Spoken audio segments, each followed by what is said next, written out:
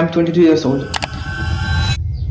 आता हळूहळू जसं वय वाढत चालतं ना, 22 वरून 23, 24, 25 वगैरे असं हळूहळू टेन्शन येत चालतं की जे पॅरेंट्सच्या अपेक्षा आहे, जे आपल्या आईवडिलांच्या अपेक्षा आहेत, आपण आपल्या आयुष्यात पूर्ण करू शकू का नाही, जे आपल्याला इन्स्टंट सक्सेस पाहिजे ते मिळेल का नाही, डेली डिप्रेशनमध्ये गोष्टी राहणं, दररोज सकाळ संध्याकाळ ओव्हर थिंकिंग करणं, विचार करणं, या गोष्टी माझ्या बाबतीत कंटिन्यू आहे. मी डेली रात्री झोपायच्या आधी विचार करतो की अजून किती दिवस लागणार मला सक्सेसफुल व्हायला. आणि सक्सेसफुल याचा अर्थ काय की पूर्णपणे भरपूर धनसंपत्ती असलं पाहिजे, पूर्णपणे फायनान्शियल फ्रीडम असलं पाहिजे, हे असलं पाहिजे, ह्या गोष्टी असल्या पाहिजे. यासाठी मी प्रयत्न करतो खरं म्हटलं तर. आणि डेली असे बी कमेंट्स येतात की आता मी एकटी खूप साऱ्या गोष्टी करतोय, एक टीचर पण आहे बरोबर, पहिली गोष्ट म्हणजे.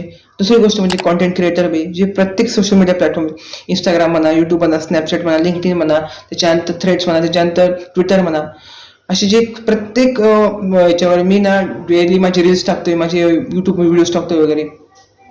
त्याच्यानंतर थर्ड गोष्ट डिरेक्टर पण आहे मूवीसाठी की 30 जूनला माझी शॉर्ट फिल्म पण आहे ॲनिमेटेड. इथे युट्यूबवर येईन किंवा इंस्टाग्रामवर कुठल्या तरी एका प्लॅटफॉर्मवर येईन बरोबर.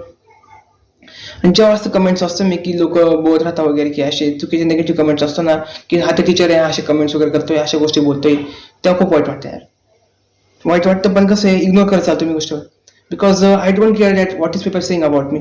मला असं फरक पडणंच बनवून गेलं की लोक माझ्याबद्दल काय बोलतात काय नाही. ठीक आहे, धन्यवाद.